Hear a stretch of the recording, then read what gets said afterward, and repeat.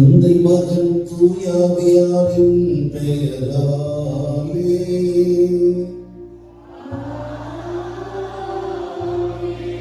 நம் ஆண்டவராகிய இயேசு கிறிஸ்துவின் அருளும் கடவுளின் அன்பும் தூயாவியாரின் நட்புறவும் உங்கள் அனைவரோடும் இருப்பதாக.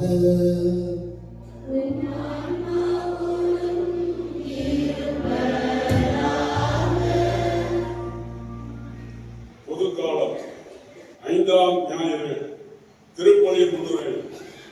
அழைப்பு என்பது நமது வாழ்வை மேம்படுத்தக்கூடிய ஒவ்வொரு பொக்கிஷமாக இருக்கின்றது. விவிலியத்தில் உள்ள ஒவ்வொரு விவிலிய மாந்தரையும் இறைவன் அழைத்த விதம் அவர்களின் மறுவாழ்விற்கான ஒரு புதிய தொடக்கமாக இருந்தது. இன்று அதே இறைவன் நம்மையும் அழைக்கின்றார். நமது மறு வாழ்விற்கான புதிய தொடக்கத்தை தர தயாராக இருக்கின்றார்.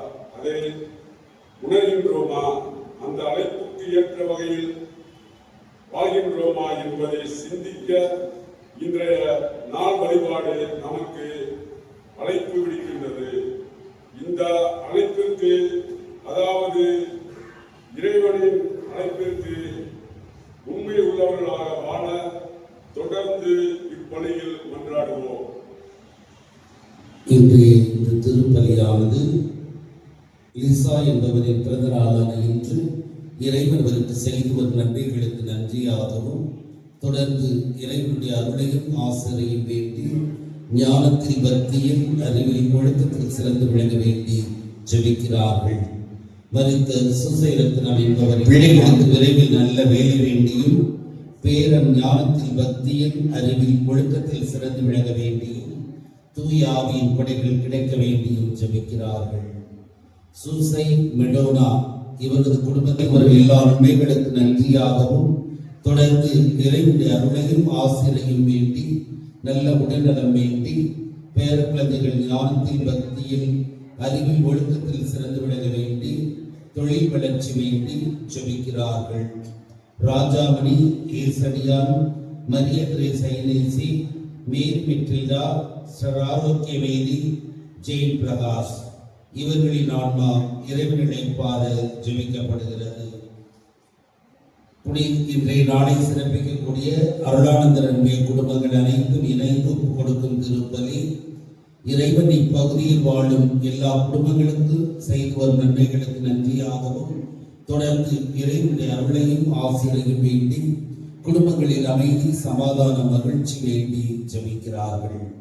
இந்த கருத்துக்களுக்காக இத்திருப்பலியில் நாம் அனைவரும் இணைந்து ஜெபிப்போம். அன்புமிக்க சகோதர சகோதரிகளே, நம் திருமுழுக்கு நினைவாக நம் மீது தெளிக்கப்படும் தமது படைப்பாக இத்தண்ணீரை பயன்படுத்தி புனிதப்படுத்தி அருளுமாறு நம் கடவுளாக ஆண்டவரை கெஞ்சி மன்றாடுவோமாக. அவரை நமக்கு உதவியளித்து நாம் பெற்றுக்கொண்ட தூய ஆவிக்கு உண்மை உள்ளவர்களாய் நிலைத்திருந்த அருள் புரிவாராக. என்றென்றும் உள்ள இல்லாமல் இறைவான் வாழ்வின் ஊற்றும் தூய்மையின் தொடக்கமான தண்ணீரின் வழியாக மக்கள் புனிதமடைந்து நிலை வாழ்வின் கொடையை பெற வேண்டும் என்று திருவிழமானே இத்தண்ணீரை புனிதப்படுத்தி அருள உம்மை வேண்டுகிறோம்.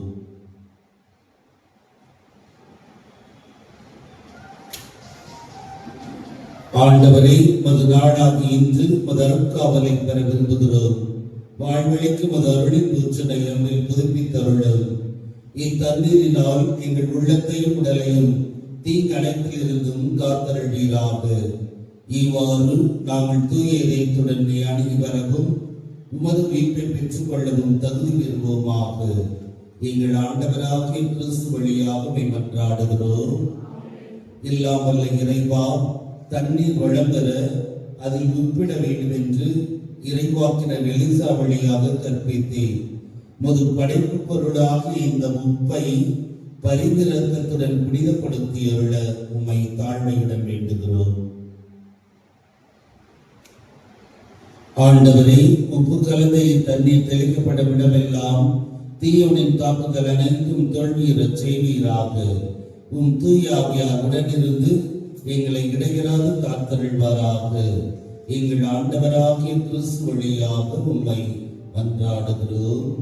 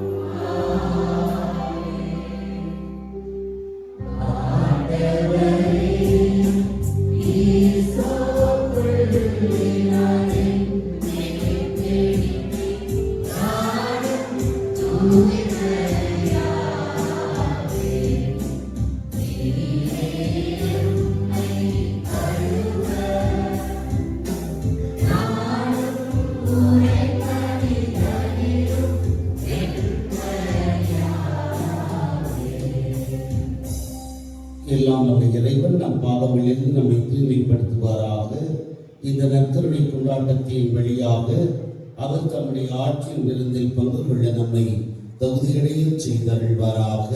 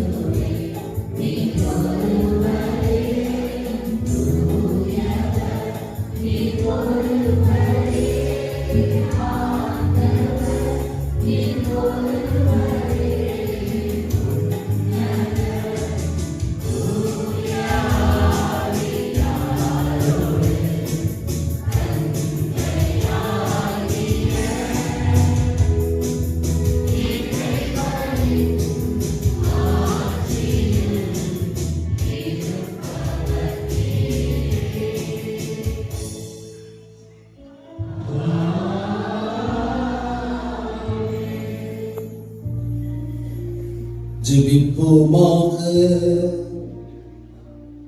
ஆண்டவரே, மது குடும்பத்தை இடையராது பரிவிரக்கத்தால் காத்தருள உம்மை வேண்டுகின்றோம்.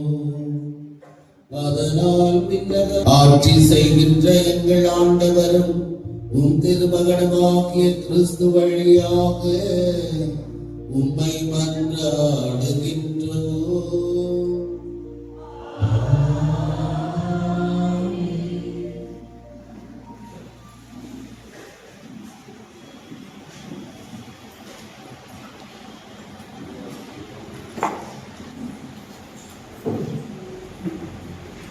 முதல் வாசக முன்னுரை.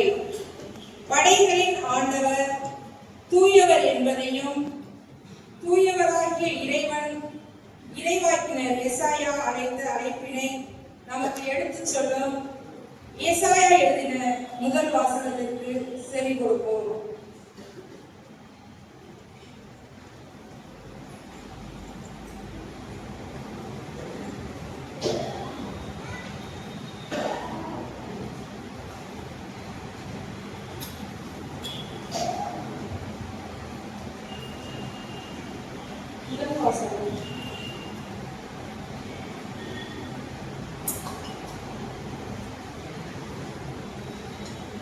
முதல் வாசகம் எசாயா எழுதிய நூலிலிருந்து வாசகம்.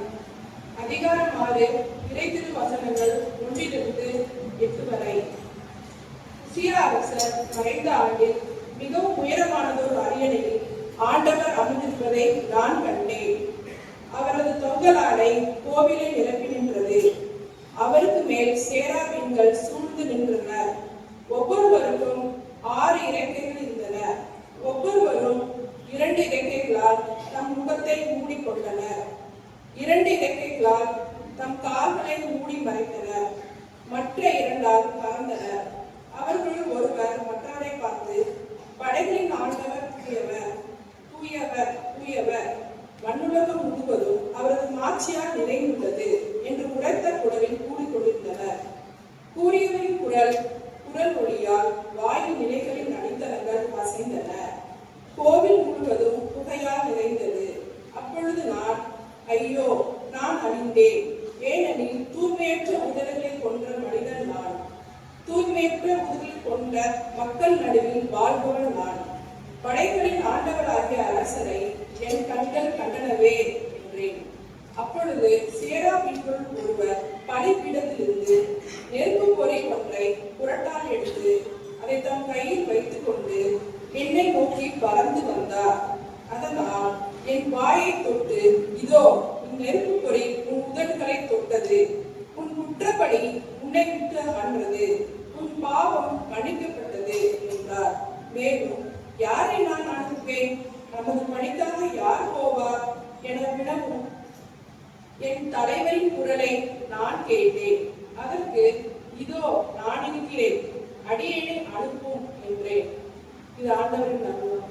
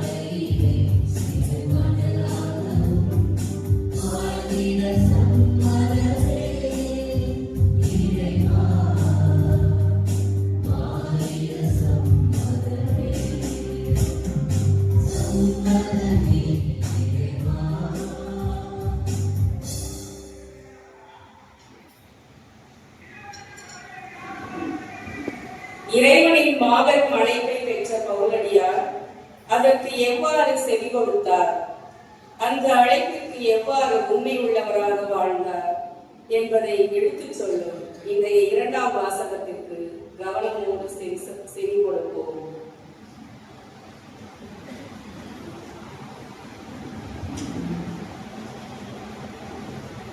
இரண்டாம் வாசகம் 1 கொரிந்தியர் அதிகாரம் 15 இறைவார்த்தைகள் 1-11. உங்களுக்கு நான் அறிவித்த நற்செய்தியை நினைவுறுத்த விளைகிறேன். அதை நீங்களும் ஏற்றுக்கொண்டீர்கள், அதிலே நிலைத்து நிற்கிறீர்கள். நான் உங்களுக்கு அறிவித்த நற்செய்தியை நீங்கள் உறுதியாய் பற்றிக் கொண்டிருந்தால் அதன் வழியாக மீட்பு அடைவீர்கள். இல்லையே, நீங்கள் கொண்டிருக்கும் நம்பிக்கை பொருளற்றது. நான் பெற்றுக்கொண்டதும் முதன்மையானது என கருதி உங்களிடம் ஒப்படைத்ததும் இதுவே. மறைநூலில் எழுதியுள்ளவாறே இயேசு 3ஆம் நாள் உயிருடன் எழுப்பப்பட்டார். பின்னர் அவர் தேவாவுக்கும் அதன் பின் 12 தோன்றினார். பின்பு 500க்கும் மேற்பட்ட சகோதர சகோதரிகளுக்கு ஒரே நேரத்தில் தோன்றினார். அவர்களுள் பலர் இன்னமும் உயிரோடு இருக்கின்றனர், சிலர் இறந்துவிட்டனர். பிறகு யாக்கோபுக்கு அதற்பின் திருத்தூதர் அனைவருக்கும் தோன்றினார். எல்லோருக்கும் கடைசியில் காலம் தப்பித்த பிறந்த குழந்தை போன்றே எனக்கும் தோன்றினார். நான் திருத்தூதர்களிடையே மிக கடையவன், திருத்தூதர் என அழைக்கப்பெற்ற பெற தகுதியற்றவன். ஏனெனில் கடவுளின் திருச்சபையை துன்புறுத்தினேன். ஆனால் இப்பொழுது நான் இந்த நிலையில் இருப்பது கடவுளின் அருளால். அவர் எனக்களித்த அருள் வீணாகிவிடவில்லை. திருத்தூதர்கள் எல்லோரையும் விட நான் மிகுதியாய் பாடுபட்டுள்ளேன். உண்மையில் நானாக உழைக்கவில்லை, என்னோடு இருக்கும் கடவுளின் அருளை இவ்வாறு உழைக்கச் செய்தது. நானும் மற்ற திருத்தூதர்களோ யாராய் இருந்தாலும் இதையே பறைசாற்றுகிறோம். நீங்களும் இதையே நம்பியிருப்போம். ஆண்டவரின் அருள்வாக்கு.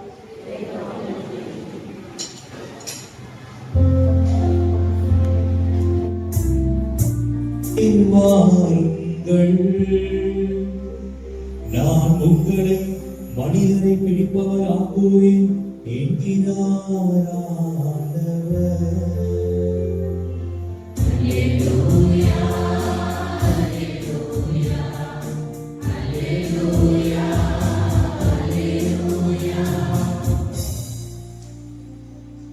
ஆண்டவர் உங்களோடு இருப்பாராக.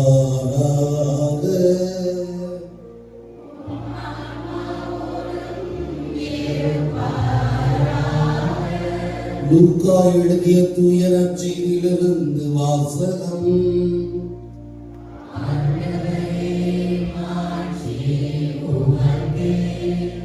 லூக்கா எழுதிய நற்செய்தி 5ஆம் அதிகாரம் வாக்கியங்கள் 1 - 11 வரை. ஒரு நாள் இயேசு கெனசரேத் ஏரிக்கரையில் நின்று கொண்டிருந்தார். திரளான மக்கள் இறைவார்த்தையை கேட்பதற்கு அவரை நெருக்கிக் கொண்டிருந்தனர். அப்போது ஏரிக்கரையில் 2 படகுகள் நிற்க கண்டார். மீனவர் படகை விட்டு இறங்கி வலைகளை அலசிக் கொண்டிருந்தனர். அப்படகுகள் ஒன்று சீமோனுடையது. அதில் இயேசு ஏறினார். அவர் கரையில் இருந்து அதை சற்றே தள்ளுபடி அவரிடம் கேட்டுக்கொண்டு படகில் அமர்ந்தவாறே மக்கள் கூட்டத்திற்கு கற்பித்தார். அவர் பேசி முடிந்த பின்பு சீமோனை நோக்கி, ஆழத்திற்கு தள்ளி கொண்டு போய் மீன் பிடிக்க உங்கள் வலைகளை போடுங்கள் என்றார். சீமோன் மறுமொழியாக, ஐயா, இரவு முழுவதும் நாங்கள் பாடுபட்டு உழைத்தும் ஒன்றும் கிடைக்கவில்லை. ஆயினும் அது சொற்படியே வலைகளை போடுகிறேன் என்றார். அப்படியே அவர்கள் செய்து பெரும் திரளான மீன்களை பிடித்தார்கள்.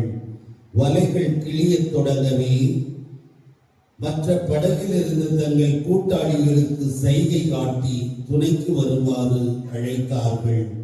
அவர்களும் வந்து இரு படகுகளையும் மீன்களால் நிரப்பினார்கள். அவை மூழ்கும் நிலையில் இருந்தன. இதை கண்ட சீமோன் பேதுரு இயேசுவின் கால்களில் விழுந்து, ஆண்டவரே, நான் பாவி, நீர் என்னை விட்டு போய்விடும் என்றார். அவரும் அவரோடு இருந்த அனைவரும் மிகுதியான மீன்பாட்டை கண்டு திகைப்புற்றனர். சீமோனுடைய பங்காளிகளான ஜெபதேயி மக்கள் யாக்கோப்பும் யோவானும் அவ்வாறே திகைத்தார்கள். இயேசு சீமோனை நோக்கி, அஞ்சாதே, இது முதல் நீ மனிதரை பிடிப்பவனாவாய் என்று சொன்னார். அவர்கள் தங்கள் படகுகளை கரையில் கொண்டு போய் சேர்த்தபின் அனைத்தையும் விட்டுவிட்டு அவரை பின்பற்றினார்கள். ஆண்டவரின் அருள்வாக்கு.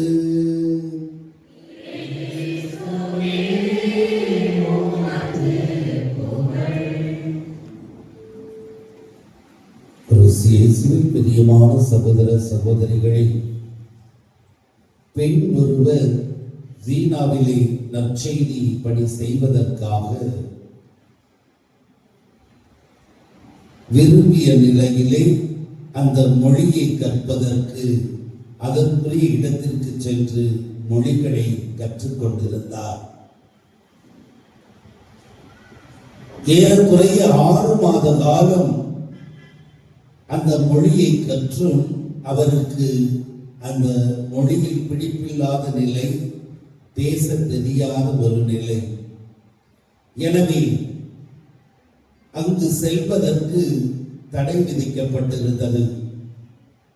மிகவும் வருத்தமுற்று தன்னுடைய பணிக்கு தடை இவ்வாறு வந்துவிட்டதே என்று வருந்திக் கொண்டிருந்த நிலையிலே சீனாவில் இருந்த ஒரு பெண்மணி அனாதை குழந்தைகளை வைத்து வளர்த்து கொண்டிருந்தவர், என்னுடைய பணியை செய்ய ஆள் தேவை, எனவே விண்ணப்பிக்கலாம் என்று அவர் விளம்பரப்படுத்தி இருந்த நிலையிலே அந்த பணிக்கு தன்னை அர்ப்பணிப்பதாக இவர் விண்ணப்பித்திருந்த வேளை அந்த வேலையானது இவருக்கு கிடைக்க இங்கிருந்து அவர் புறப்பட்டு சென்று அங்கு அவர்களோடு தங்கி மொழி தெரியாத நிலையிலே அந்த பிள்ளைகளோடு அன்போடு பழகிக் கொண்டிருந்த நிலையிலே அவர்களோடு பழகிய அந்த உரையாடல் இப்பொழுது அவருக்கு மொழியில் தேர்ச்சியை தந்தது. மொழியை தேர்ச்சி பெற்றவர் இப்பொழுது கிறிஸ்துவை அறிவிக்கக்கூடிய அந்த ஒரு நல்ல வாய்ப்பை பயன்படுத்தி தன்னுடைய பணியை செய்து கொண்டிருக்கிறார். தகுதியற்றவர்களை தகுதியுள்ளவர்களாக இறைவன் அழைத்த நிலை இன்று 3 வாசகங்களில் குறிப்பிடப்படுகிறது.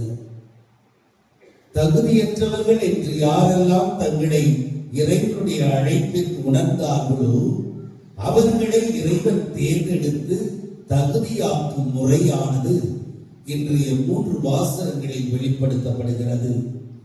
முதல் வாசகத்திலே எசாயா இறைவாக்கினரை தேர்ந்தெடுக்கிறார். என்னுடைய பணிக்கு நீ செல்ல வேண்டும் என்று பணித்த நிலையில்தான் அவர் தன்னுடைய தகுதியற்ற நிலையை சொல்கிறார்.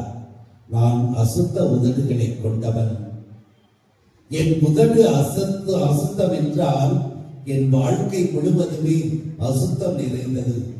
எனவே உங்களுடைய பணிக்கு நான் தகுதியற்றவன் என்று சொல்லிய நிலையிலே இறைவன் அவரை தேர்ந்தெடுக்கும் நிலை. இரண்டாவது வாசகத்திலே சவுலாய் இருந்த ஒருவரை இறைவன் தன்னுடைய பணிக்கென தேர்ந்தெடுக்கும் நிலை. கிறிஸ்து ஆகாது, கிறிஸ்தவர்களும் ஆகாது, அவர்களை கொன்றளிக்க வேண்டும், முழுவதுமாக அந்த மதத்தையே அழிக்க வேண்டும் என்ற வெறியோடு அலைந்த சவுலை இறைவன் உயிர்த்த கிறிஸ்து அழைக்கும் நிலை.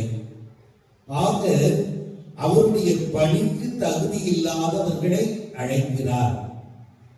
மூன்றாவது வாசகத்திலே தன்னை 3 முறை மறுதலித்த ஒருவரை தேர்ந்தெடுத்திருக்கும் நிலை. ஆக யாரெல்லாம் தாங்கள் தகுதியற்றவர்கள், அந்த பணிக்கே தகுதி இல்லாதவர்கள் என்று உணர்ந்தார்களோ அவர்களை தேர்ந்தெடுத்த அவர் தகுதியுள்ள மனிதர்களாக மாற்றும் நிலையும் இன்றைய 3 வாசகங்களிலும் கொடுக்கப்படுகிறது. எசையா தன்னுடைய தகுதியின்மையை சொன்னபோது அவரை நாவினால் சுட்டு அசுத்த உதடுகளை தூய்மையாக்கிய நிலை. இறை பிரசனத்திலிருந்து அவர் தன்னுடைய பாவ வாழ்வை விட்டுவிட்டு அவருடைய பணிக்கு தன்னை அர்ப்பணித்த நிலையை முதல் வாசகம் குறிப்பிடுகிறது. தூய்மையற்ற வாழ்வு வாழ்ந்தவர் அவரை வானதூதர் வழியாக ஒரு நெருப்பு துண்டை கொண்டு போய் அவருடைய உதட்டில் வைக்கும் நிலையிலே அந்த அசுத்த உதடுகள் என்பது நீக்கப்படுகிறது. அசுத்த வாழ்க்கை என்பது நீக்கப்பட்டு இறைவனுடைய செய்தியை அறிவிக்கக்கூடிய கருவியாக தகுதியுள்ள மனிதராக மாற்றும் நிலை முதல் வாசகத்தில் குறிப்பிடப்படுகிறது. இரண்டாவது வாசகத்திலே சவுலாக இருந்து அவரை அழைத்த இறைவன் உயிர்த்த கிறிஸ்து என்ற நிலையிலே நீ துன்புறுத்தும் இயேசு நான் தான் என்று சொல்லி இந்த உலகிற்கு மீட்பளிக்க வந்தவன், இதுவரை நீ செய்த தவறுகளை எல்லாம் மன்னிப்பதற்காக வந்தவன் என்று சொல்லி பழைய வாழ்வை புரட்டி போட்டு புனித வாழ்வுக்கு அழைத்த நிலையிலே அவருடைய பணியை செய்ய தகுதியுள்ள மனிதராக மாற்றும் நிலை இரண்டாவது வாசகத்திலே குறிப்பிடப்படுகிறது. மூன்றாவது வாசகத்திலே தன்னுடைய பாடுகளின் போது மும்முறை மறுதலித்தவர், மன்னிக்கவே முடியாதவர், இவர் எனக்கு தெரியவே தெரியாது என்று சொன்னவரை உயிர்த்த பிறகு படகிலே காற்று மீன் பிடித்துக் கொண்டிருக்கும் பொழுது காட்சி அளித்து நீதான் மனிதர்களை பிடித்து என்னிடம் கொண்டு சேர்க்கக்கூடிய நபரில் ஒருவனாய் இருக்க போகிறாய். யாரெல்லாம் உன்னுடைய பாவ வாழ்வு உன்னிடம் இருந்தது போல பாவ வாழ்வில் சிக்கிக் கொண்டிருக்கிறார்களோ அவர்களை எல்லாம் கொண்டு சேர்க்கக்கூடிய நபராக நான் உன்னை ஏற்படுத்துகிறேன் என்று அவரை தகுதியுள்ள மனிதராக மாற்றும் நிலை 3வது வாசகத்தில் குறிப்பிடப்படுகிறது. ஆக இறைவனுடைய அழைப்பு என்பது நாம் தகுதியில்லாத நிலையிலும் நமக்கு கிடைக்கக்கூடிய ஒரு கொடையாக இருக்கிறது. அதன் அடிப்படையில் தான் நாம் அனைவருமே இங்கு அமர்ந்திருக்கிறோம். தகுதியற்ற நிலையில் இருந்த நம்மை திருமுழுக்கின் வழியாக தகுதியுள்ள மனிதராக மாற்றி இறைவனின் கொடைகளை, ஆவியின் கொடைகளை நமக்கு கொடுத்து அவருடைய வாழ்வை வாழ்ந்து பிறருக்கு அறிவித்து அறியாத மக்களை அவரிடம் கொண்டு வந்து சேர்க்கக்கூடிய நபராக பணியை ஒப்படைத்திருக்கும் நிலையிலே நம்முடைய அழைப்பு என்பது எந்த நிலையில் இருக்கிறது? தகுதியற்ற நிலையிலும் அவர் என்னை தகுதியுள்ளவராக மாற்றிக் கொண்டிருக்கிறார். எனவே அந்த தகுதி உள்ள நிலையை நான் உணர்ந்து வாழக்கூடிய நிலை என்னுடைய அன்றாட வாழ்விலே இருக்கிறதா? தகுதியற்ற நிலையில் இருக்கும் நான் இறை பிரசன்னத்தோடு உணரும் போது, இறை பிரசன்னத்தில் மூழ்கும் போது அந்த தகுதியற்ற நிலை என்னிடமிருந்து எடுக்கப்பட்டு தூய்மையான வாழ்வு இறைவனால் எனக்கு கொடுக்கப்படுகிறது என்பதை நாம் உணரும் நிலையில் இருக்கிறோமா? யாரெல்லாம் உணர்ந்தார்களோ அவர்களெல்லாம் இறை பிரசன்னத்தை உணர்ந்தார்களோ அவர்களெல்லாம் பாவ வாழ்வை விட்டு விலகி அவருக்கு தகுதியுள்ள மனிதர்களாக மாறிய நிகழ்வு அகுஸ்தினார் வாழ்வில் இருந்து நாம் கண்டறிய முடிகிறது. பல்வேறு விதமான சிற்றின்பங்களுக்கு இளமை பருவத்திலே தன்னை தகுதியாக்கிக் கொண்டவர். இவ்வாறு இறைவன் இல்லை, இந்த சந்தோஷமே எனக்கு இறைவாழ்வு என்று எண்ணிக்கொண்டிருந்த அவருக்கு எடுத்து வாசி என்று தன்னுடைய வார்த்தையின் வழி நீ இருளில் நடப்பதை விட்டுவிட்டு பகலில் நடக்க வேண்டும் என்று சொன்ன அந்த வார்த்தை அவரை இறை பிரசன்னத்திற்கு கொண்டு செல்கிறது. எல்லாவித சிற்றின்பங்களை விட்டுவிட்டு புனிதராக மாறும் நிலை, இறுதியாக அவரோடு இருக்கக்கூடிய நிலை. இப்படிப்பட்ட மனநிலையை நாம் பெறும்போதுதான் அழைப்புக்கு இணங்கிய மக்களாக வாழ்கிறோம் என்பதை உணர்ந்து வாழ இன்றைய வாசகங்கள் நமக்கு அழைப்பு கொடுக்கின்றன. இறை பிரசன்னத்தில் நாம் இருக்கும் போது நமக்கு இருக்க வேண்டியது 2 மனநிலைகள் இருக்க வேண்டும். ஒன்று, நாம் பாவி என்பதை ஏற்றுக்கொள்ளும் போது மட்டுமே இறை பிரசன்னத்தில் நாம் நம்மையே மாற்றிக்கொள்ள முடியும். இறை பிரசன்னத்தில் யாருக்கு நம்பிக்கை இல்லையோ அல்லது இறை பிரசன்னத்தில் இணைய வேண்டும் என்று ஆர்வம் இல்லாத நிலை யாரிடம் இருக்கிறதோ அவர்கள் பாவ வாழ்வில் இருந்து தங்களை விடுவித்துக் கொள்ள முடியாது. எனவே நாம் பாவி என்று ஏற்றுக்கொள்ளக்கூடிய அந்த மனநிலை நம்மிடம் இருக்கும் போது இறைவன் தகுதியற்ற நம்மை தகுதியுள்ளவராக்கி அவருடைய வாழ்வை வாழச் செய்யக்கூடிய நிலை. 2வது மனநிலை எதிர்மறையான மனநிலை. நான் பெரும் பாவி, எனவே இறைவன் என்னுடைய பாவங்களை மன்னிக்க மாட்டார் என்ற அந்த மனநிலை கொண்டிருக்கும் போது நாம் இறை பிரசன்னத்திற்குள் நுழையவே முடியாது. நம்முடைய பாவ வாழ்வு நம்மிடமிருந்து எடுக்கப்படாது. பாவத்தோடு இறக்கும் நிலை, பாவத்திற்கு பிறகு பாவத்தினால் நாம் இவ்வுலக வாழ்விற்கு இறுதியிலே எங்கு இறைவனுடைய இருப்பிடத்திற்கு செல்லாமல் அதற்கு எதிராக செல்லக்கூடிய நிலை ஏற்படும். எனவே இந்த 2 மனநிலைகளும் இறை பிரசன்னத்தில் இருக்கு நமக்கு முதல் மனநிலை கட்டாயம் தேவை என்பதையும் உணர்ந்து வாழ இன்றைய வாசகங்கள் நமக்கு அழைப்பு விடுக்கின்றன. எனவே எல்லாருக்கும் அழைப்பு விடப்படுகிறது. ஒவ்வொருவரும் ஒவ்வொரு விதமான அழைப்பு. பெற்றோராக வாழ அழைப்பு, கணவராக வாழ அழைப்பு, மனைவியாக வாழ அழைப்பு, அதே போல பிள்ளைகளாக, இன்னும் நம்முடைய பணிகளில் ஆசிரியராக, காவலராக, வழக்கறிஞராக, இவ்வாறு பல பணிகள் நம்மிடம் ஒப்படைக்கப்பட்டிருக்கின்றன. இறைவனால் நமக்கு அழைப்புகள் வந்திருக்கின்றன. அதே போல விசேஷ விதமாக இன்று நற்செய்தியில் அழைக்கப்பட்டது போல ஒரு சிலரை தன்னுடைய பணிக்கு அழைக்கும் நிலையும் இருந்திருக்கும் நிலையிலே தன்னுடைய தகுதியின்மையை மீறி இறைவன் அழைத்தலை உணர்ந்து வாழக்கூடிய குருக்கள், கன்னியர், துறவரத்தார், ஆயர்கள் இவருடைய வாழ்வு இருக்கும் நிலையிலே இத்தகைய சிறப்பான அழைப்பை நம்முடைய பிள்ளைகளும் பெற வேண்டும் என்ற ஆர்வம் பெற்றோருக்கு இருக்க வேண்டும். பெற்றோர்கள் தகுதியற்ற நிலையிலும் நம்மை இறைவன் அழைப்பார் என்ற உணர்வோடு தன்னுடைய பிள்ளைகளை இந்த தேவ அழைத்தலில் சிறு பருவத்திலிருந்து ஊக்குவித்து அவருடைய சிறப்பான பணியை செய்யக்கூடிய மனநிலையை ஒவ்வொரு நாளும் நம்முடைய எடுத்துக்காட்டான வாழ்வால், பெற்றோர்களின் எடுத்துக்காட்டான வாழ்வால் அவர்களுக்கு வாழ்ந்து காட்டி ஆன்மீக பயணத்தில் அவர்களுக்கு கைப்பிடித்து வழிகாட்டி அழைத்தலில் ஊன்றச் செய்ய வேண்டியது ஒவ்வொரு பெற்றோரின் கடமையாக இருக்கிறது. பல வேளைகளில் அதை பற்றிய சிந்தனையே இல்லாத நிலையானது இன்றைய காலகட்டத்திலே தமக்கு இருப்பது 2 பிள்ளைகள்.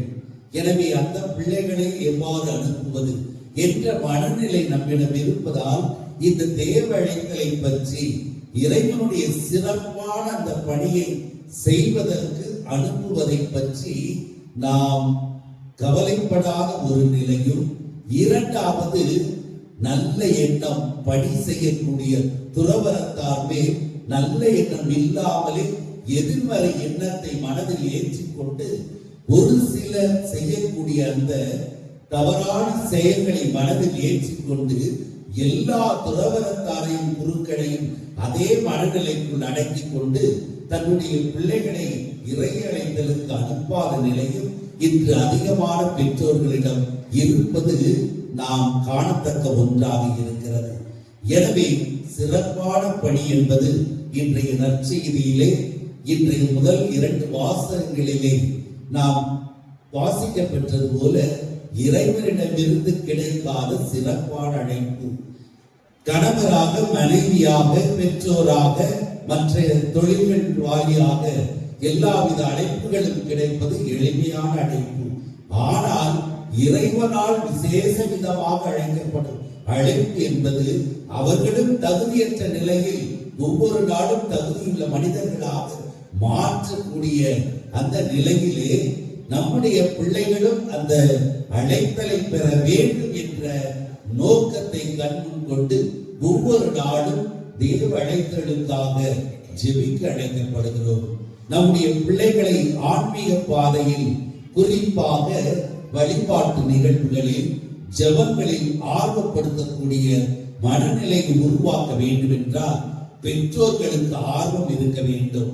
அவர்களிடமே கன்னியர்களை பற்றி, துறவரத்தாரை பற்றி, குருக்களை பற்றி ஏளனமாக பேசுவது, யாராவது ஒருவர் செய்த தவறை ஏற்றுக்கொண்டு அல்லது ஒன்றுமே காணாத ஒன்றை பெரிதாக அவர்களாக கதைகளாக உருவாக்கி கொண்டு பேசிக்கொண்டு பிள்ளைகளுடைய மனதிலே தேவையற்ற எண்ணங்களை விதைத்து இறை அழைத்தலை தடுப்பது பெற்றோர்கள் செய்யக்கூடிய பெரிய குற்றமாக இருந்து வந்து கொண்டிருக்கிறது. இந்த நவநாகரிக காலத்திலே, வளர்ச்சி மிக்க காலத்திலே இத்தகைய மனநிலைகளை எல்லாம் விட்டுவிட்டு ஒவ்வொரு நாளும் பிள்ளைகளை சிறப்பான விதத்தில் இறைவன் அழைக்க வேண்டும்.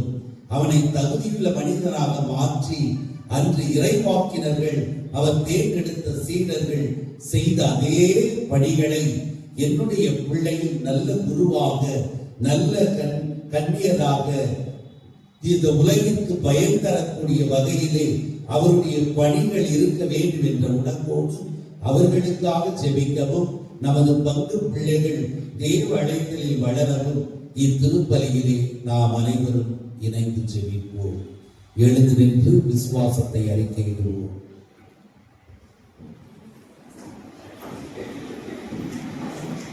Thank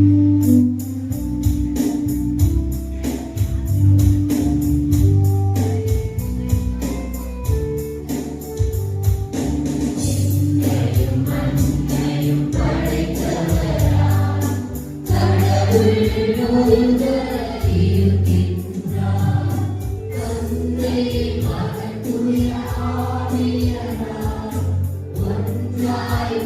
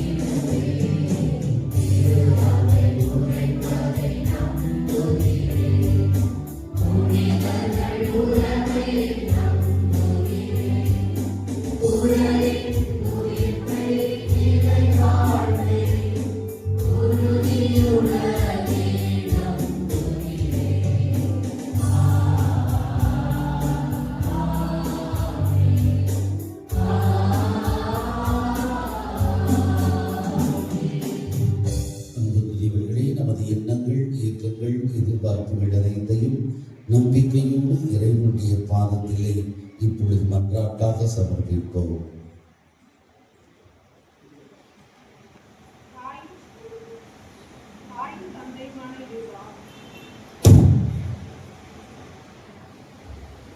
தாயும் தந்தையுமான இறைவா, இதோ உங்கள் திரு அவைக்காக மன்றாடுகிறோம்.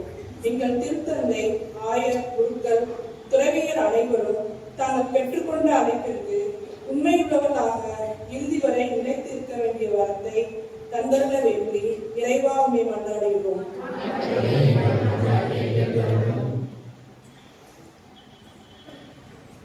வாழ்வின் ஊற்றிய என் இறைவா, சீர்கெட்டு போய் கிடக்கும் சமூகத்திற்காக மன்றாடுகிறோம்.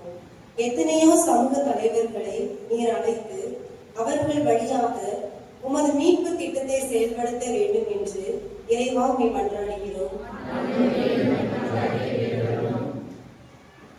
அன்பான இறைவா, இன்றைய இளைஞர்களுக்கு மன்றாடுகின்றோம். அவர்களுக்கு உமது அழைப்பை தந்து அவர்களை உமது பணி செய்யும் உன்னத நிலைக்கு அழைத்துக் கொள்ளுமாறு இறைவா உம்மை மன்றாடுகின்றோம்.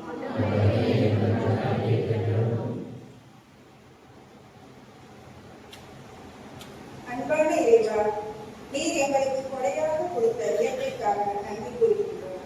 இந்த இயற்கையை நேசித்து இந்த இயற்கை வழியாக உண்மை உணர்ந்து கொள்ள வரம் தர வேண்டும் என்று இறைவா உம்மை மன்றாடுகின்றோம். நம் ஒவ்வொருவரின் தனிப்பட்ட தேவைகளுக்காக மௌனமாக ஜெபிப்போம்.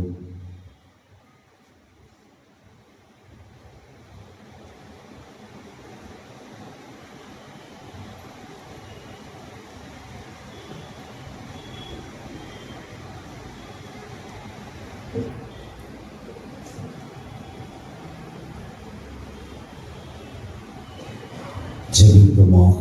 எங்களை படைத்து காத்து வரும் இறைவா, நீ நமக்கு செய்து வரும் எல்லா நன்மைகளுக்காக நன்றி வருகிறோம். தொடர்ந்து உமது அருளையும் ஆசியையும் இங்கிருக்கும் ஒவ்வொருவருக்கும் நீர் நிறைவாக பொழிந்தருளும். தனிப்பட்ட முறையிலும் ஒரே குடும்பமாக இணைந்து நம்பிக்கையோடு இடம் சமர்ப்பித்திருக்கும் ஒவ்வொரு மன்றாட்டுகளையும் நீர் ஏற்றுக்கொண்டு நாங்கள் விரும்பி கேட்டவைகள் அனைத்தையும் நீர் கனிவுடன் தர வேண்டும் என்று உம் மகன் கிறிஸ்து வழியாக கெஞ்சி மன்றாடுகிறோம்.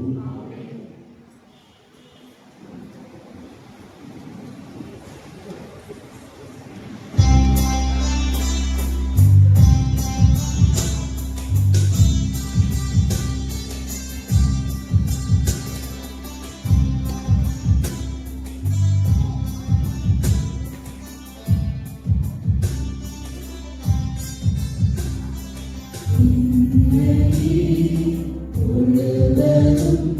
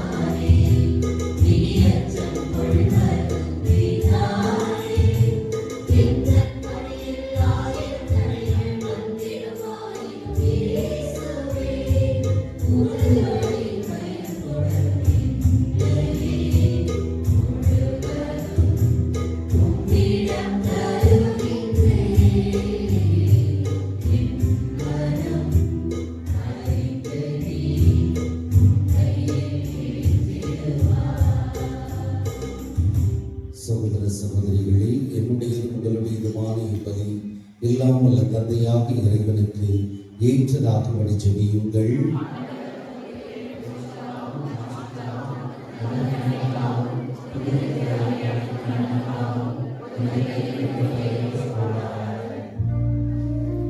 ஆண்டவரே எங்கள் இறைவா, வலுக்குறைவுற்ற எங்களுக்கு உதவியாக இப்பொருட்களை படைத்திருக்கின்றீர். அதனால் இவை எங்களுக்கு நிலை வாழ்வின் அருளடையாளமாக மாறிட அருள் புரிவீராக. எங்கள் ஆண்டவராகிய கிறிஸ்து வழியாக உம்மை மன்றாடுகின்றோம்.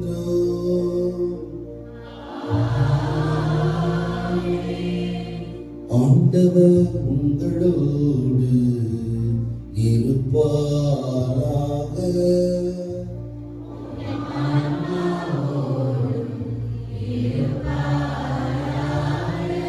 இதயங்களை மேலே எழுப்புங்கள்.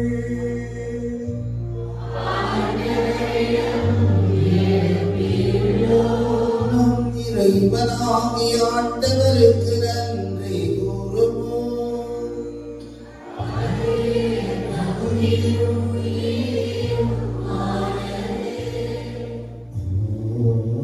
ஆண்டவரே, தூயவரான தந்தையே, என்றும் வாழும் எல்லாம் வல்ல இறைவா, உம் அன்பார்ந்த மகன் இயேசு கிறிஸ்து வழியாக எந்நாளும் எவ்விடத்திலும் நாங்கள் உமக்கு நன்றி செலுத்துவது மெய்யாகவே தகுதியும் நீதியும் ஆகும். எங்கள் கடமையும் மீட்புக்குரிய செயலுமாகும்.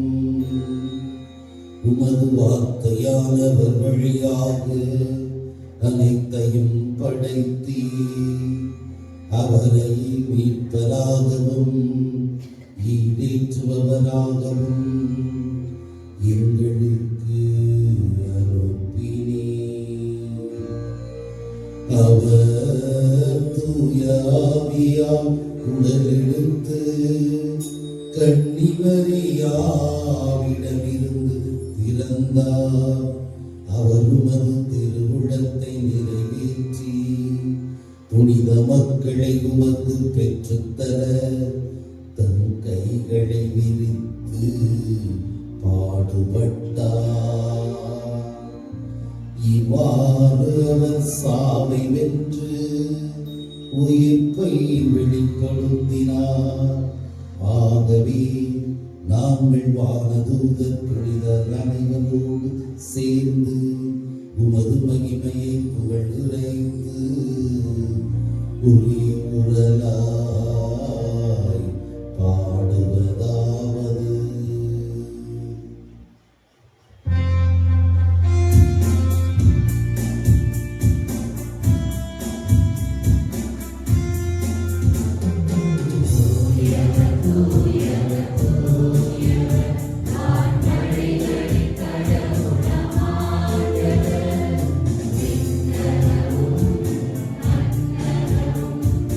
உமது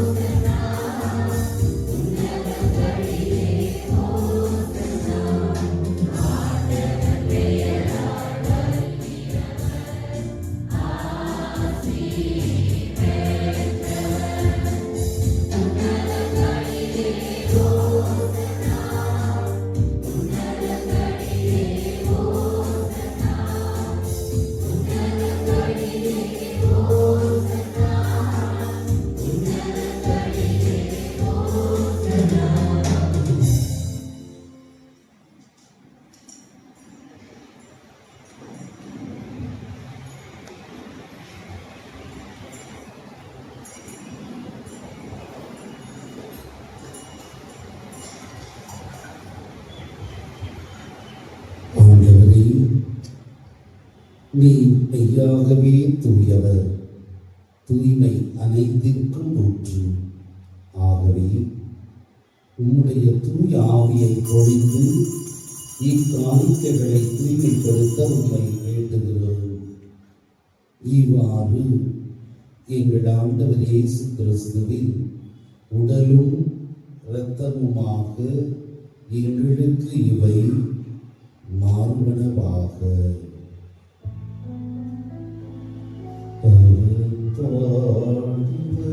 உளம் கலந்து தம்மை கையளித்த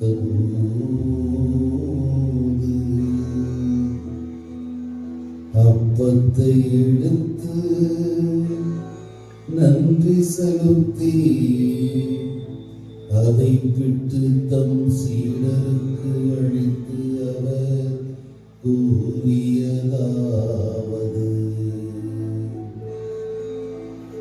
அனைவரும் இதிலிருந்து பெற்று உண்ணுங்கள், ஏனெனில்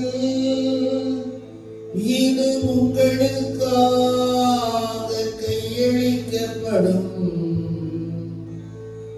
என் உடல், உங்களுக்காக கையளிக்கப்படும் என் உடல்.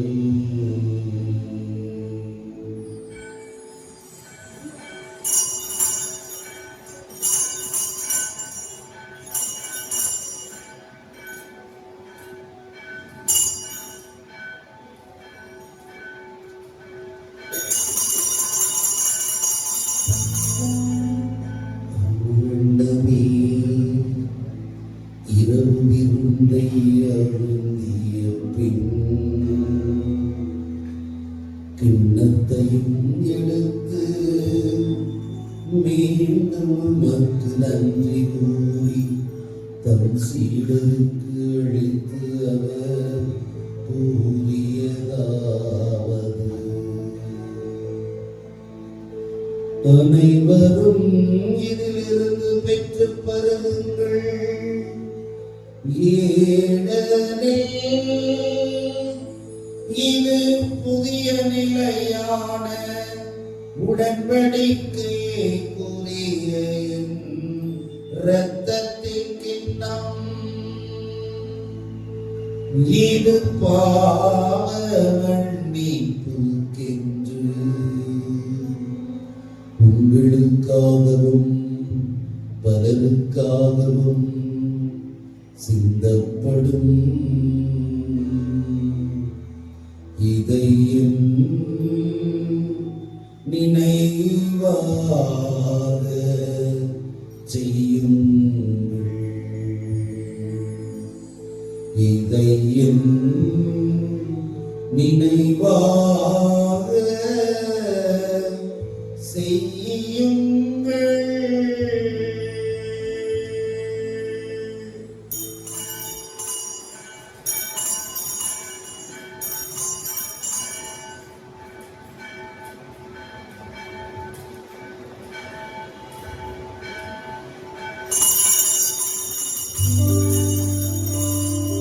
நம்பிக்கையின் மறைபொருள்.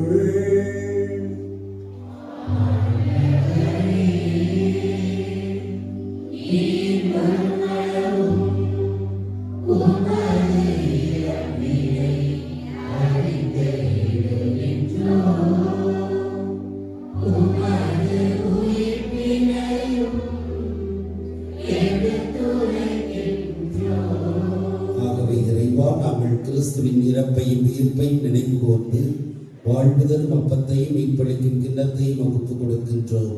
உன் திருமணின்று மக்கோழிய முறைய தகுந்தவர்கள் என எங்களை ஏற்றுக்கொண்டீர். எனவே உமக்கு நன்றி செலுத்துகிறோம். மேலும் கிறிஸ்துவின் உடலிலும் இரத்தத்திலும் பங்கு கொள்ளும் எங்களை தூய ஆவியாரோடு சேர்க்க வேண்டும் என உம்மை தாழ்மையுடன் மன்றாடுகிறோம். ஆண்டவரே, உலகெங்கும் பரவியிருக்கும் அது திரு அவையை நினைவு கூர்ந்தருளும். எங்கள் திருத்தந்தை பிரான்சிஸ், எங்கள் மறை மாவட்ட பரிபாலகர் பாவை ஆயர் ஆண்டனி சாமி, எல்லா திருநிலையினராகிய அனைவரோடும் மது திரு அவை அன்பில் நிறைவேறச் செய்தருளும். உயிர்த்தெழும் எதிர்நோக்குடன் துயில் கொள்ளும் எங்கள் சகோதர சகோதரிகளையும் இறந்தோர் அனைவரையும் இரக்கத்துடன் நினைவு கூர்ந்து மது திருமுக ஒளியுடன் ஏற்றருளும். எங்கள் அனைவர் மீதும் இரக்கமாயிரும்.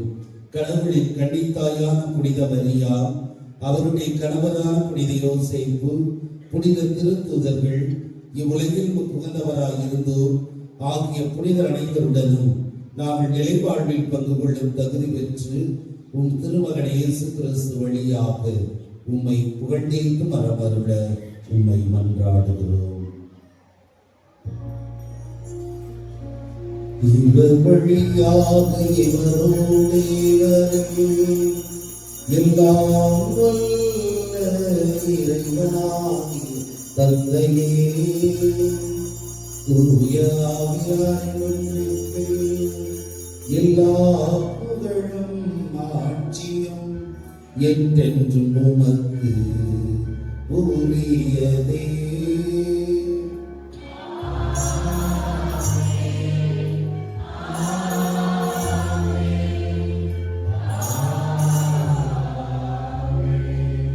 மீட்பரின் கட்டளையால் கற்பிக்கப்பட்டு இறைவடிப்பினையால் பயிற்சி பெற்ற நாம் துணிந்து பாடுவோம்.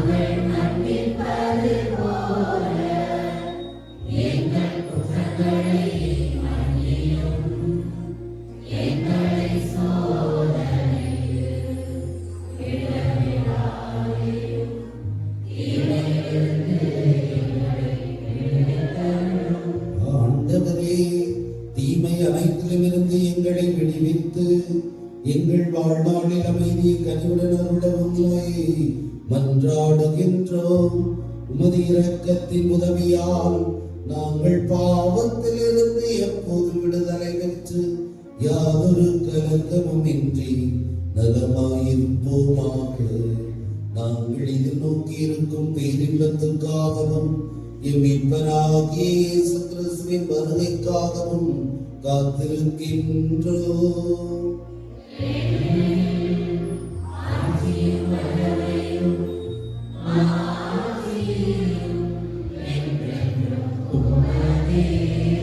ஆண்டவராகிய இயேசு கிறிஸ்துவே, அமைதியை உங்களுக்கு விட்டுச் செல்கிறேன், என் அமைதி உங்களுக்கு அளிக்கிறேன் திருத்தூதர்களுக்கு மொழிந்தீரே. எங்கள் பாவங்களை பாராமல் மது திரு அவையின் விசுவாசத்தை கண்ணோக்கி எங்களுக்கு அமைதி ஒற்றுமை அளித்தருள திருவுடன் கொள்வீராக. என்றென்று வாழ்ந்து ஆட்சி செய்கின்றவர் நீரே. ஆண்டவருடைய அமைதி உங்கள் அனைவரோடும் இருப்பதாக.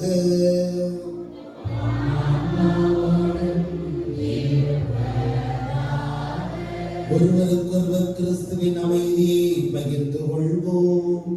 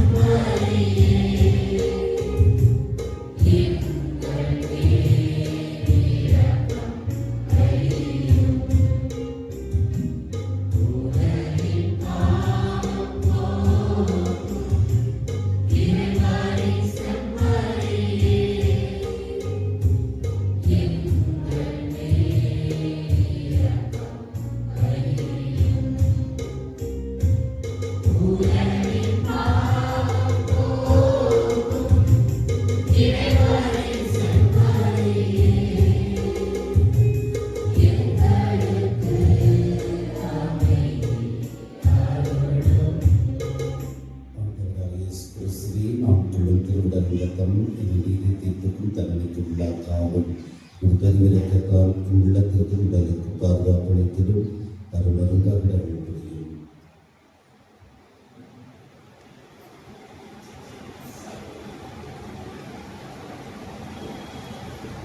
இதுவும் இறைவனின் செம்மறி, இவரை உலகின் பாவங்களை போக்குவது. செம்மறியின் விருந்து கிடைக்கு பெற்ற நாம் அனைவரும் பெயர் பெற்றோர்.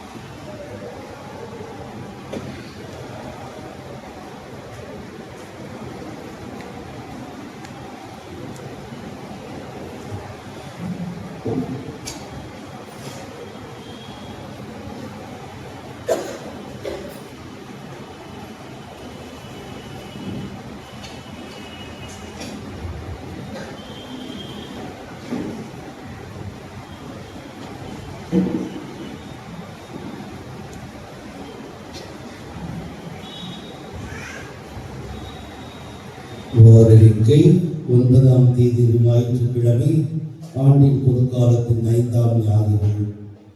10ஆம் தேதி திங்கட்கிழமை புனித ஸ்கொலாஸ்டிகா நினைவு நாள். 11ஆம் தேதி செவ்வாய்க்கிழமை புனித லூர்தன்னை திருவிழா. 14ஆம் தேதி வெள்ளிக்கிழமை புனிதர்களான சிறில் மெத்தோடியஸ் நினைவு நாள். 16ஆம் தேதி வரும் ஞாயிறு ஆண்டின் பொதுக்காலத்தின் 6ஆம் ஞாயிறு. வார நாட்களில் வியாழக்கிழமை மாலையில் குழந்தை ஆலயத்திலும் மற்ற நாள் மாலையில் பங்கு ஆலயத்திலும் திருப்பலி நடைபெறும். வரும் ஞாயிறு திருப்பலியை சிறப்பு செய்வோர் குழந்தை இயேசு அன்பியத்தார்.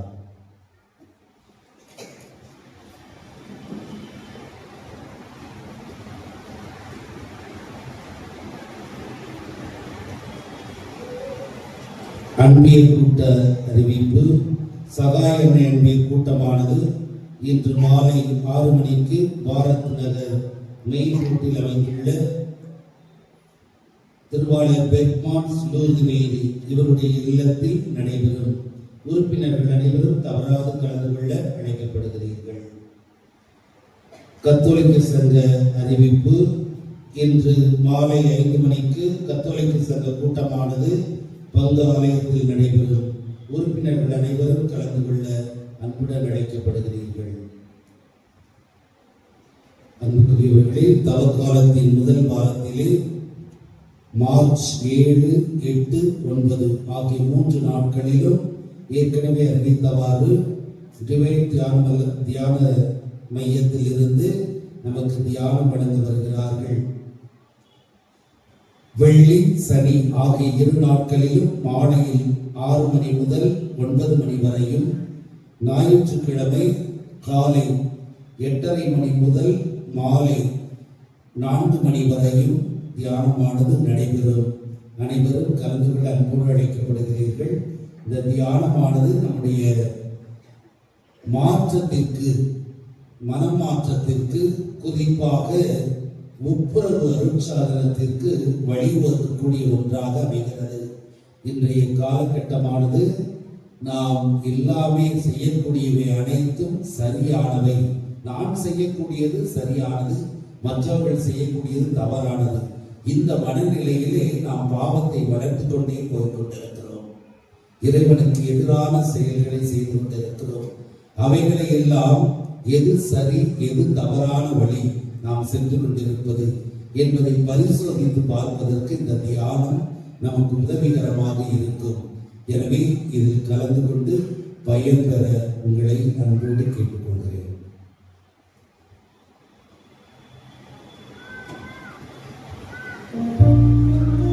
ஜெபிப்போமாக.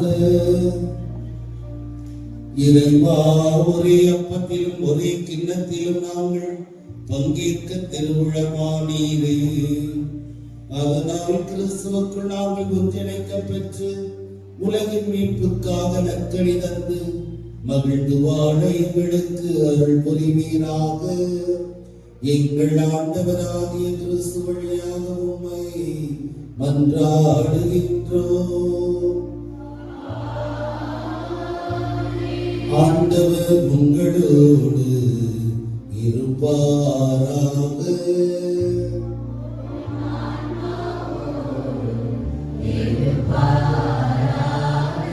எல்லாம் வல்ல இறைவன் தந்தை, மகன், தூயாவியார் உங்களை ஆசீர்வதிப்பாராக.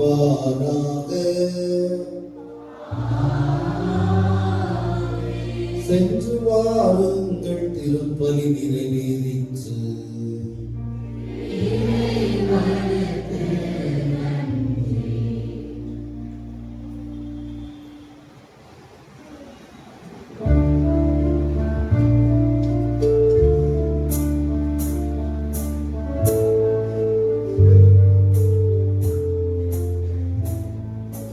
ஞானம் இறைவன் இறையே